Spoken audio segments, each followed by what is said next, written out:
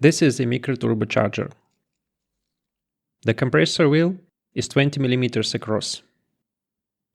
The turbine wheel is 11 mm, machined from steel. Every single part of this was made on a desktop CNC machine. Right here, on this workbench. In this video, I'm going to show you the whole process, the design decisions, the machining strategies, and the problems I ran into along the way, because there were problems. Let's get into it. The machine is the Carvera Air by Carvera. It's fully enclosed desktop CNC. Die-cast aluminium frame, 20 mm linear rods and ball screws. Closed loop stepper motors. The last part matters. Closed loop means the machine always knows exactly where it is, which directly affects accuracy on detailed parts. One thing I genuinely appreciated right away, the machine connects over Wi-Fi. I could control the job from my phone, from my laptop, from everywhere in the workshop. The wired probe has a laser that projects the machining boundary directly onto your stock before you start cutting. You see exactly where the tool is going to go. The machine also ships with a small set of materials and ready-to-run sample projects with the step-by-step instructions. I went through those first, and it genuinely accelerated how quickly I understood the machine's capabilities and workflow. Good way to start.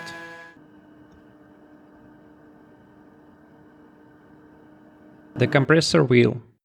Aluminium, 20 mm diameter. Curved impeller blades.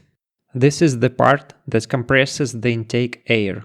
Getting those blade surfaces right requires 4th axis rotation. There is no other way to reach them. The Carvera Air has an optional 4th axis rotary module. With it, the machine can rotate the workpiece while the spindle is cutting, which opens up cylindrical and complex 3D geometries that are simply impossible in standard 3-axis mode. I started with Carvera CAM, the native software. At the time I was running a beta version, and I want to be fair here. It's a beta software. For 2D work, PCB milling, straightforward 3D jobs, it works well. But for this specific type of 4-axis impeller geometry, the toolpath accuracy wasn't where it needed to be. The path had enough error on the curved transitional surfaces to cause real problems in the part. I wanted to verify the toolpath before committing to metal, so I ran the first test in plastic.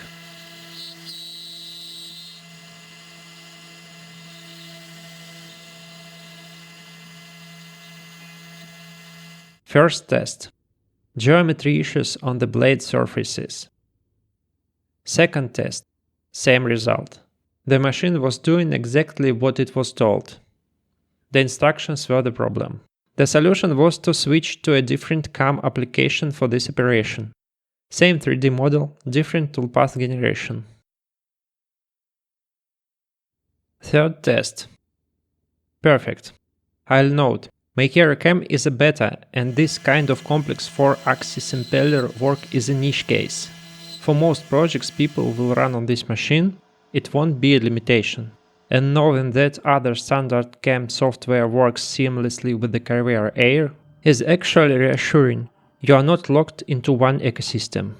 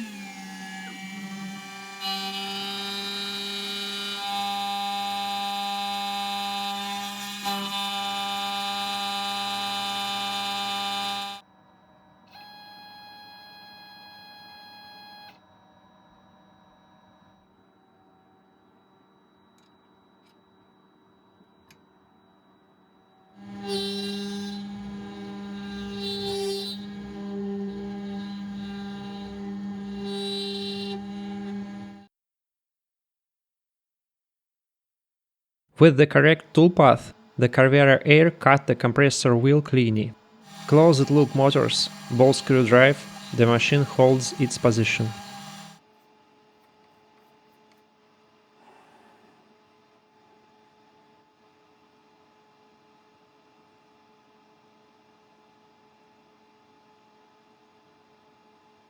While compressor wheel was done, I still need the housings, the volutes.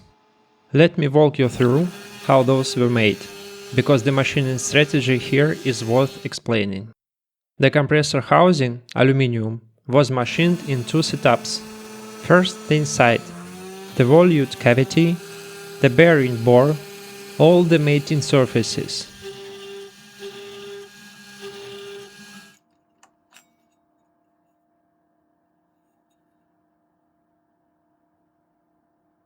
Then the blank was flipped, the XY0 re-established from the central bore, and the outside was machined in the second setup.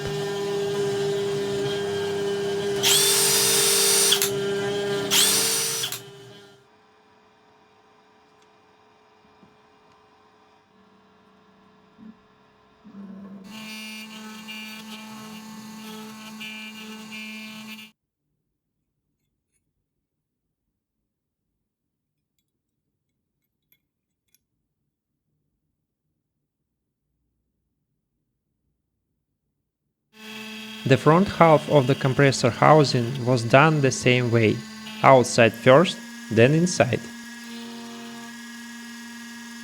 And I added a small touch, my channel name engraved directly into the outer face with the milling bit.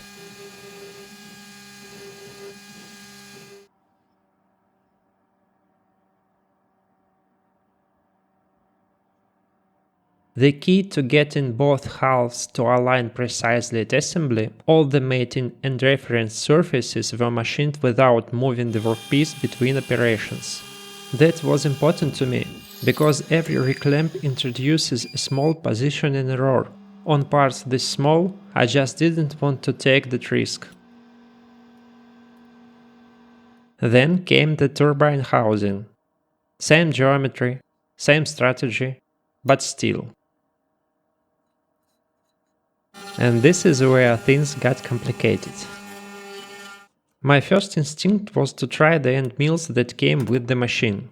They are single flute tools optimized for aluminium. Good tools, wrong application. Steel generates heat at the cutting edge, in a way aluminium doesn't, and these tools weren't designed for it. Here is how I checked tool condition without a microscope.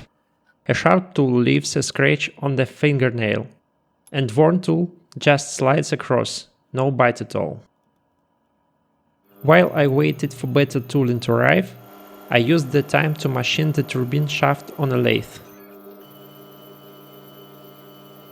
New tools arrived. 3 flute end mills with special coating designed for steel. But after about 2 hours of work, same story. The nail tests showed they gone dull. The problem was cutting speed. The recommended surface speed for this steel grade is around 130 meters per minute. At my tool diameters, that put me near 12,000 RPM, which sounded right. But in practice, the tools were degrading too fast, even at 95 meters per minute. I dropped the spindle down to 7 or 9,000 RPM, depending on diameter, bringing the actual cutting speed to around 60-65 meters per minute. Below the book value, but the tools started lasting. I also enabled the air assist function. The Carvera Air has this built in, it just needs an external compressor. I happened to use a compressor from medical nebulizer. It blows air directly at the cutting zone, clears steel chips out of the cut, and helps keep temperatures down. And one more thing that helped. Pre-drilling entry points before the main milling operations.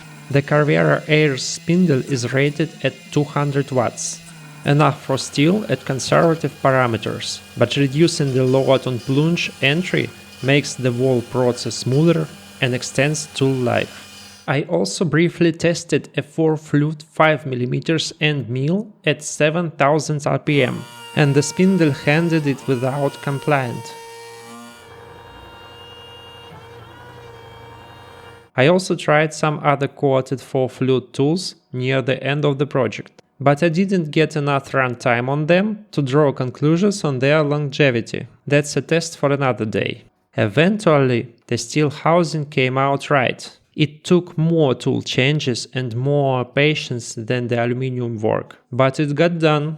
The turbine wheel itself was actually one of the smoother operations of the whole project. By this point, I knew what parameters worked for steel. The fourth axis handled the blade geometry the same way I did on the compressor wheel. 11 mm. Steel. Fourth axis. On a machine that sits on a workbench. I'll let that image speak for itself.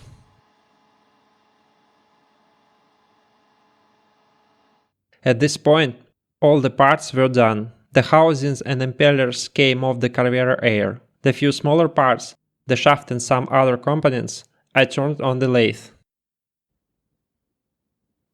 Assembly. This is the moment of truth for any precision project. The tolerances either work or they don't.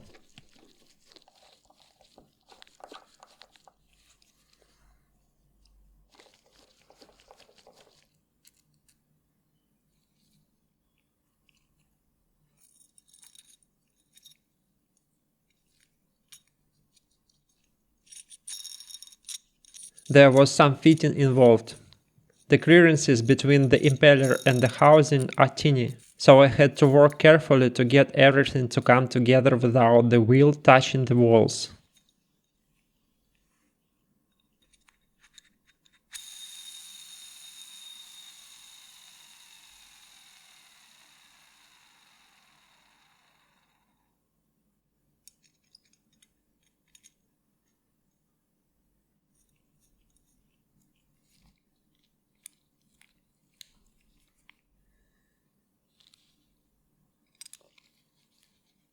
Everything fit.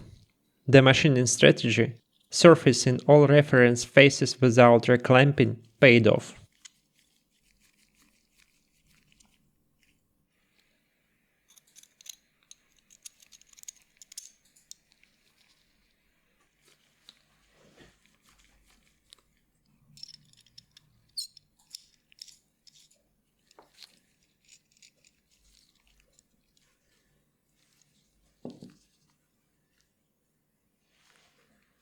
So, the Carvera Air performed well throughout this project. The closed-loop motion system, the rigidity of the frame, the VV control, the prop with the laser boundary preview, all of it worked well. The 200-watt spindle handled steel confidently at conservative parameters. The fourth axis made blade geometry possible at this scale. I worked with various CNC machines before.